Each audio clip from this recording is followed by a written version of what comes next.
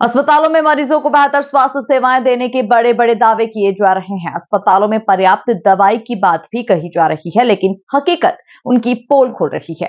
अधिकांश सरकारी अस्पतालों तथा सामुदायिक स्वास्थ्य केंद्र में चिकित्सक खुलेआम मरीजों को बाहरी दवाएं लिख रहे हैं। ऐसा ही मामला अलवर जिले के राजगढ़ सामुदायिक चिकित्सा स्वास्थ्य केंद्र का सामने आया, जहां कार्यरत चिकित्सक अधिकारी अपनी हरकतों से बाज नहीं आ रहे हैं।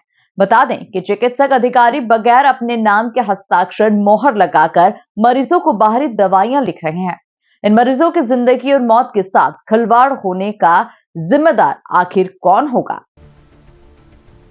अधिकांश सरकारी अस्पतालों व सामुदायिक स्वास्थ्य केंद्र में चिकित्सक खुलेआम मरीजों को बाहरी दवाई लिख रहे हैं। ऐसा ही एक मामला अलवर जिले का राजगढ़ सामुदायिक चिकित्सा स्वास्थ्य केंद्र का सामने आया है, जहां कार्यरत चिकित्सक अधिकारी अपनी हरकतों से बाज नहीं आ रहे हैं।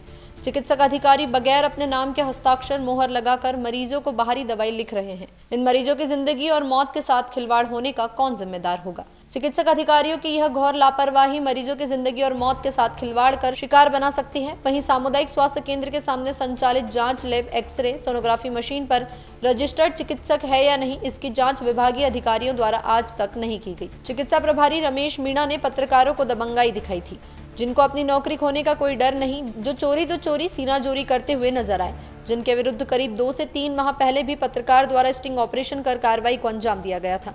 वहीं इस मामले में जब सीएमएचओ डॉक्टर योगेंद्र शर्मा से हमारे खबर से खबर न्यूज चैनल के संवाददाता ने बातचीत की, तो उन्होंने कहा कि इस मामले की जांच कराई जाएगी और जल्द ही कार्रवाई की जाएगी। अलवर से संवाददाता जितेंद्र सेतिया की खास रिपोर्ट।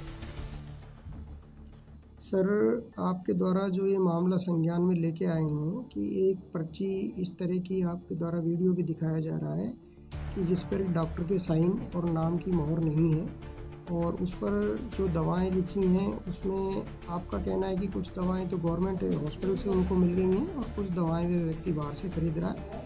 मैं इसकी जांच करवाता हूं और 5 मिनट में ही मैंने इसका जो आपने मेरे को दिया है, मैंने वहाँ के जो इंचार्ज डॉक्टर रमेश मीणा है उनके पास भेज दिया है। मेरे पास शाम तक रिपोर्ट आ जानी चाहिए कि ये कौन से डॉक्टर ने ये पर्ची लिखी है और उस पर अपनी उसकी मोहर अंकित क्यों नहीं है। दूसरा आपका प्रश्न है कि सामने जो सोनोग्राफी सेंटर है उस पर डॉक्टर के अलावा कोई अन्य व्यक्ति है जो कि सोनोग्राफी कर रहा है। तो प्रथम दृष्टया ये बात इसलिए संभव नहीं हो सकती क्योंकि जो सोनोग्राफी रूम है उसमें डॉक्टर के अलावा केवल पेशेंट ही एंटर होता है, क्योंकि जो मशीन है उसका जो ट्रैकर होता है उस पर सारी चीज़ें अपलोड होती हैं और सभी कोई भी जो सोनोग्राफी है डॉक्टर चिकित्सक के अलावा वहाँ पर उस कमरे में प्रवेश नहीं कर सकता, क्योंकि उसका प्रवेश द्वार और निकास द्वार एक ही होता है और वहाँ पर कैमरा भी लगा होता है। तो अगर ऐसी बात है तो हम उसमें देख लेते हैं कि यदि कोई चिकित्सक के अलावा कोई और सोनोग्राफी करता हुआ पाया जाता है तो उसके खिलाफ। देखिए, जहाँ तक बाहर की दवाइयाँ लिखने की बात है तो MNDY में हमारे पास प्रचुर मात्रा में दवाइयाँ उपलब्ध हैं और सारी दवाइयाँ ही वहाँ पर उपलब्ध कराई गई हैं।